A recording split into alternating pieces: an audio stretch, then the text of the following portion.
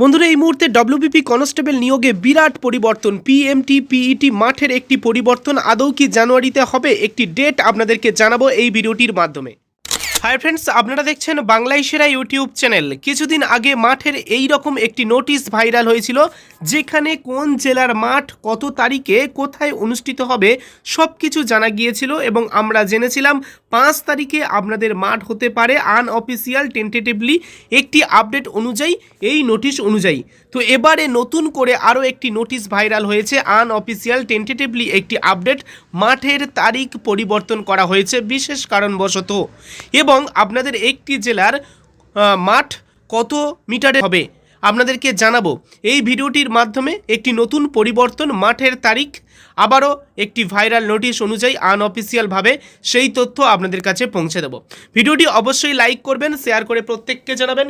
নিয়মিত আপডেটগুলি দেখতে চ্যানেলটিকে সাবস্ক্রাইব করে রাখবেন। তো চলুন দেখে নেওয়া যাক। বন্ধুরা এই মুহূর্তে আবারও পরিবর্তিত মাঠের একটি তারিখের আনঅফিসিয়াল নোটিশ আপনি দেখতে পাচ্ছেন সর্বপ্রথম বাংলায় সেরা ইউটিউব চ্যানেলে, যেখানে লেখা আছে দেখুন এই নোটিশটা কোথায় পাঠানো হয়েছে। To the chairman of Baharampur municipality, মুর্শিদাবাদে পাঠানো হয়েছে বহরমপুর মিউনিসিপ্যালিটি চেয়ারম্যানকে।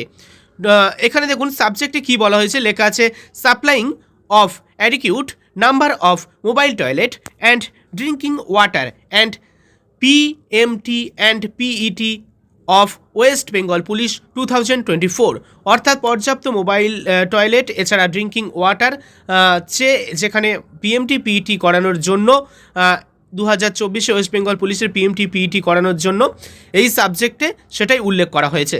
এবার দেখুন এখানে লেখা আছে PMT and PET of West Bengal police 2024 is rule to be held on and from 8/1/2026 to 21/1/2026 everyday from morning. তবে 11/1/2026 এবং 18/1/2026 তারিখ ব্যতীত এই 3 দিন আপনাদের ছুটি থাকবে। 11, 12 এবং 18 তারিখ।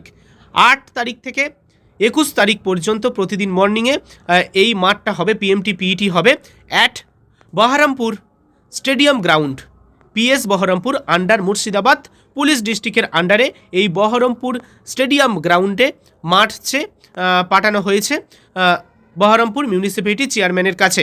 তো আগে জানা গিয়েছিল মাঠের তারিখ 5 তারিখ, কিন্তু বর্তমানে এই বহরমপুর স্টেডিয়াম যে গ্রাউন্ডে এখানে টুর্নামেন্ট থাকার কারণে এখানে আপনাদের 8 তারিখ থেকে মাঠ হওয়ার একটি ব্যাপার এই মুহূর্তে জানা যাচ্ছে।